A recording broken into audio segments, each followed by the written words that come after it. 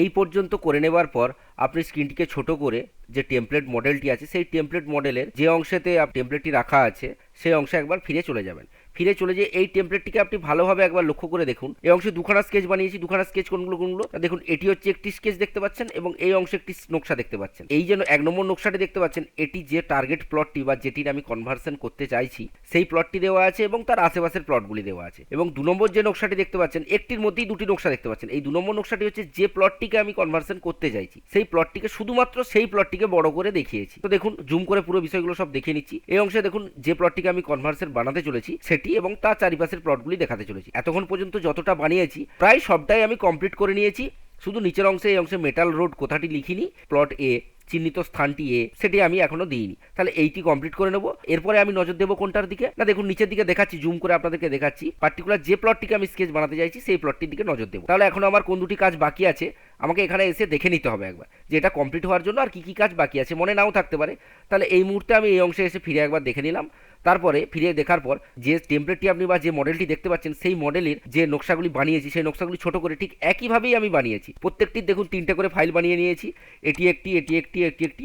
ঠিক লাস্ট যে ফাইলটি আছে সেটিকে আমি আবার এই অংশে কপি করে নিয়ে এসেছি, দিয়ে তারপর তার 1 নম্বর, 2 নম্বর, 3 নম্বর বানিয়েছি। আবার পুনরায় এটাকে আমি কপি করে নিয়ে এসে এখানে নিয়ে এসেছি। ঠিক এইভাবে বানিয়েছি। তাহলে আমি লাস্ট কপি কোথায় করেছি, এখানে করেছি।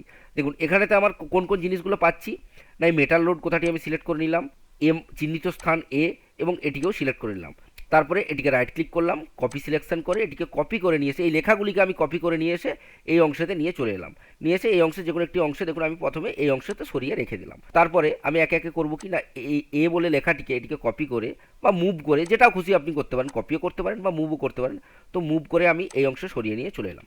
ঠিক একইভাবে মেটাল রোড লেখাটিকে আমি মুভ করে সরিয়ে নিয়ে এই অংশতে চলে এলাম। দেখুন এখন আমার মোটামুটি যেটি আমি বানাতে চেয়েছি, এর আগে আপনাদেরকে যেটি ছোট করে দেখালাম, দেখুন আরেকবার দেখিয়ে নিচ্ছি। যেটি আমি বানাতে চেয়েছি সেটি মোটামুটি কমপ্লিট করে ফেলেছি, না কমপ্লিট হয়নি এখন। এই যে রাস্তা, এটা রাস্তার একটা ডট আমাকে দেওয়া দরকার ছিল। ঠিক আছে, ডট দেওয়ার কোনো দরকার নেই। তাহলে এই অংশতে ডট দিলে দেখতে একটু ভালো লাগবে। তো আপনার যদি মনে হয় ডট দিতে চান তো দিতে পারেন, নাও দিতে পারেন। দেখুন এটি আমার এখন মোটামুটি কমপ্লিট হয়ে গেছে। তাহলে এটির আমি পুনরায় আবার 3টি কপি বানিয়ে নেব। রাইট ক্লিক করব, কপি সিলেকশন করব এবং এর 3টি কপি দেখুন, 1টি, 2টি এবং 3টি কপি বানিয়ে নিলাম। 3টি কপি বানিয়ে নেওয়ার পর এটি এখন আমার মোটামুটি যে প্রথমে 16 ইঞ্চি সমান 1 মাইলের নকশাটি দেখাচ্ছিলাম সেটি আমার কমপ্লিট হয়ে গেছে। তাহলে এখন আমি করব কি, যে প্লটটিকে আমি কনভার্সন করতে চাইছি সেই প্লটটিকে শুধুমাত্র সিলেক্ট করব, তার লেখাটিকে সিলেক্ট করব এবং তার মধ্যে যা কিছু আছে সেগুলিকে সব সিলেক্ট করে নেব। এবং নিচের দিকে যে রোডটি আছে সেই রোডটিকেও আমাকে আলাদা করে সিলেক্ট করে নিতে হবে, কারণ কনভার্সন বা বাস্তু করার জন্য যে প্লটটির আপনি বাস্তু করতে চাইছেন তার যে রোড কানেক্টিভিটি সেটি আপনাকে দিতে হবে, তবে আপনার সেটি বাস্তুতে পরিবর্তন হবে শ্রেণী পরিবর্তনের নিয়ম অনুযায়ী। তাহলে দেখুন এই যে রোড কানেক্টিভিটি এবং যে প্লটটি আমি বাস্তু করতে চাইছি সেই প্লটের সমস্ত কিছুকে সিলেক্ট করলাম, রাইট ক্লিক করলাম, কপি সিলেকশন করলাম এবং এটির একটি কপি সরিয়ে নিয়ে এই অংশেতে চলে এলাম, একটু ছেড়ে নিচের দিকে। এরও ঠিক দেখুন পরপর 3টি কপি আমি এই অংশে বানিয়ে নিচ্ছি। দেখুন এবারে স্ক্রিনটিকে পুনরায় ছোট করে দেখাচ্ছি, দেখুন বুঝতে পারবেন যে এই লাস্ট এই যে প্লটটিকে আমি কপি, এর মধ্য থেকে কোনো একটি জিনিসকে কপি করে নিয়ে এসেছি। তো এখানে তার 3খানা ফাইল আমি বানিয়ে নিয়েছি। তো সেটি তার লাস্ট যে ফাইলটি আছে সেই ফাইলটিকে আমি বড় করে নিলাম। তাহলে এখানে আমাকে করতে কী হবে, কোনটার কতটা মাপ আছে সেই মাপগুলো দিতে হবে। তার জন্য আমি লেখাটাকে একটু সরিয়ে নিয়ে এই অংশে চলে এলাম। তারপরে মেটাল রোড যে লেখাটি আছে সেই লেখাটিকে মুভ করে আমি এই অংশে সরিয়ে নিয়ে চলে এলাম। তারপরে আমার কাজ কি, লাইন কমান্ড নেবো এবং নিচের অর্থমূলটি অন করে দেবো। তারপরে ঠিক একইভাবে এরকম আগের মতন পরপর 2টি লাইন আমি ড্র করে নিচ্ছি। দেখুন লাইন কমান্ড নিলাম আবার পুনরায় এবং আরেকটি লাইন আমি ড্র করে নিলাম। তারপর আমাকে করতে কী হবে, না ট্রিম করতে হবে। তো TRIM ট্রিম কমান্ড নিলাম এবং কিবোর্ডে একবার এন্টার এবং দুবার এন্টার পরপর টিপে দিলাম। তারপরে যে অংশগুলি আমি ট্রিম করতে চাইছি সেই অংশগুলিতে নিয়ে এসে গোড়ার দিকে দেখুন, যদি আমি এই অংশে ক্লিক করি তাহলে কিছুটা অংশ এখনও রয়ে যাচ্ছে। দেখুন ব্যাপারটা বোঝাচ্ছি, এই অংশে দেখুন সাদা ভাবটা অনেকটা রয়ে গেছে। তার মানে কি এই অংশটা ট্রিম হচ্ছে না, এই অংশের পরবর্তী অংশ এই অংশ থেকে ট্রিম হচ্ছে। মানে তারা আমাকে মাউসের কার্সারটিকে এই অংশে নিয়ে আসতে হবে, নিয়ে এসে একবার ক্লিক করতে হবে।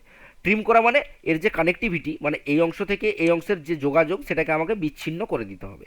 তাহলে এই অংশে আমি বিচ্ছিন্ন করে দিয়েছি এবং এই অংশতেও দেখুন আমি বিচ্ছিন্ন অলরেডি করে দিয়েছি ট্রিম করে। তারপরে এবারে ডান দিকের এই অংশে আমাকে ট্রিম করতে হবে।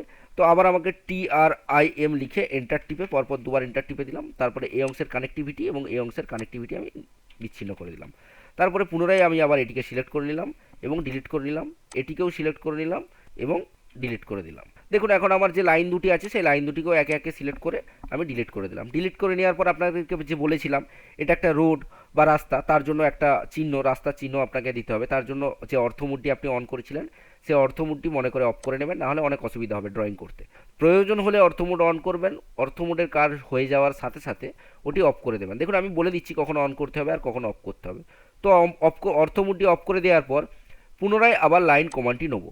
লাইন কমান্ডটি নেওয়ার পর দেখুন মাউসের এই অংশে একবার লেফট ক্লিক করলাম, তারপরে একটু সরিয়ে নিয়ে গেলাম, তারপরে ভিতরের দিকে একটু বাঁকিয়ে ভিতরের দিকে নিয়ে এলাম, তারপরে আবার একটু বাঁকিয়ে উপরের দিকে নিয়ে গেলাম, তারপরে এই অংশের সজ্জা আমাকে করতে হবে, তো এই অংশে নিয়ে এসে আমি ছেড়ে দিলাম, তারপরে এটিকে আমি জয়েন্ট করে দিলাম। দেখুন এই অংশে রাস্তার যে আকার সেটি আমি দিয়ে ফেলেছি। তারপরে পুনরায় আবার লাইন কমান্ড নেবো। লাইন কমান্ড নেওয়ার পর এই অংশে একবার ক্লিক করব, একটু সরিয়ে নিয়ে যাব, তারপরে বাঁকিয়ে ভিতরের দিকে নিয়ে যাব, তারপরে আবার বাইরের দিকে নিয়ে যাব, তারপরে যে অংশের সঙ্গে জয়েন্ট করতে চাইছি সেই অংশে প্রথমে নিয়ে যেয়ে দেখে নেবো স্ট্রেট লাইনটা কতটা হচ্ছে, তারপরে এই অংশে ক্লিক করে সোজা এই অংশে আমি স্ট্রেট করে জয়েন করে দেবো।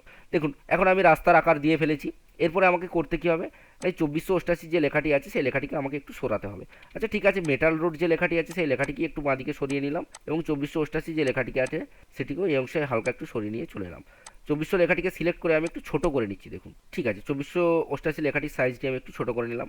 এখন আমাকে এই যে প্লটটি আপনি দেখতে পাচ্ছেন এই প্লটটির আপনাকে মাপ দিতে হবে। তো এই প্লটটির মাপ দেওয়ার জন্য আপনাকে ডাইমেনশন অপশানে ক্লিক করতে হবে, তারপরে অ্যালাইন অপশানে ক্লিক করতে হবে। অ্যালাইন অপশানে ক্লিক করার পর আপনি এই অংশে একবার ক্লিক করবেন, মাউসের লেফট ক্লিক, তারপরে ঠিক এই অংশে একবার মাউসের লেফট ক্লিক করবেন।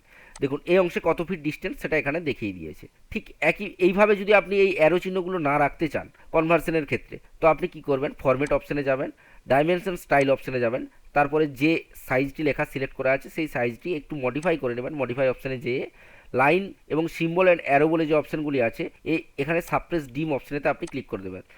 ডিম লাইন 1 এবং ডিম লাইন 2 করে দেবেন। লাইন অপশানে ডিম লাইন 1 এবং ডিম লাইন 2কে সিলেক্ট করে নেওয়ার পর এখানে দেখুন নিচের দিকে এক্সটেনশন লাইন বলে যে অপশানটিতে আছে সেই দুটি অপশানকে আপনি সিলেক্ট করে ওকে করে নেবেন।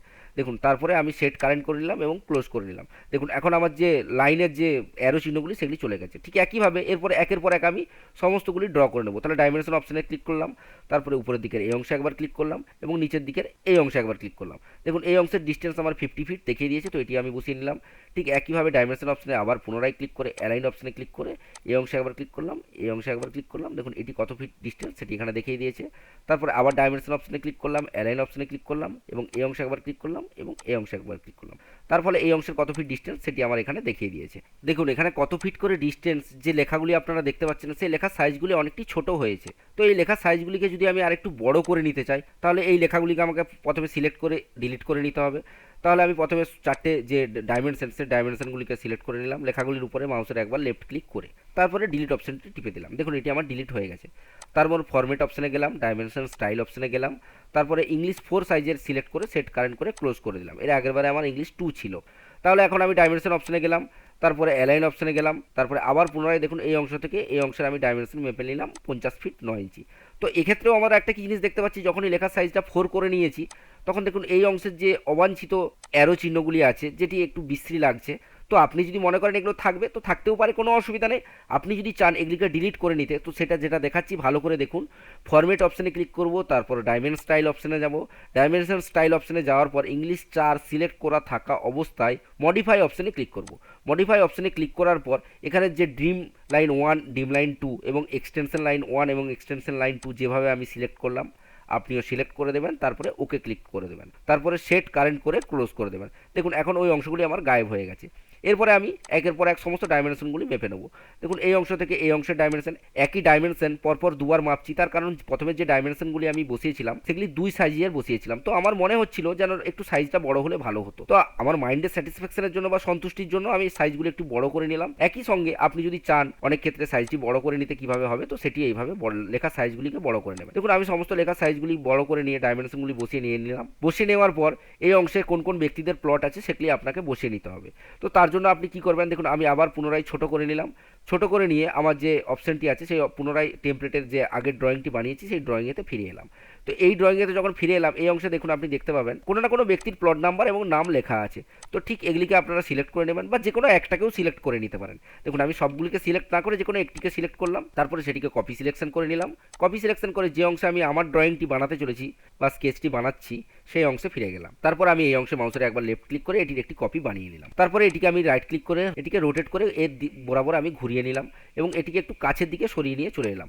মানে এই অংশে যে কোন ব্যক্তির প্লট আছে এবং তার প্লট নম্বর কত সেগুলি আপনাকে বসিয়ে নিতে হবে। আপনার যেগুলি থাকবে আপনি ঠিক একের পর এটা বসিয়ে নেওয়ার পর এটাকে আবার কপি করবেন, কপি সিলেকশন করে এই অংশে বসিয়ে নেবেন। তারপর এটাকে ডবল ক্লিক করে এডিট করে নেবেন। কপি সিলেকশন করে যদি বসিয়ে নেন একই রকম, তাহলে এখানেও দেখুন প্লট নম্বর 1804, এখানেও প্লট নম্বর 1804, এটা আপনার রাখা যাবে না। আপনি তার জন্য কি করবেন, একটু ছোট করে নেবেন, উপরের দিকে ফিরে যাবেন। তারপরে এই অংশতে দেখে নেবেন আশেপাশের প্লটগুলোর দাগ নম্বর কত। দেখুন এখানের প্লটের দাগ নম্বর 1804/3299। তো আবার আমি এই অংশে ফিরে এলাম।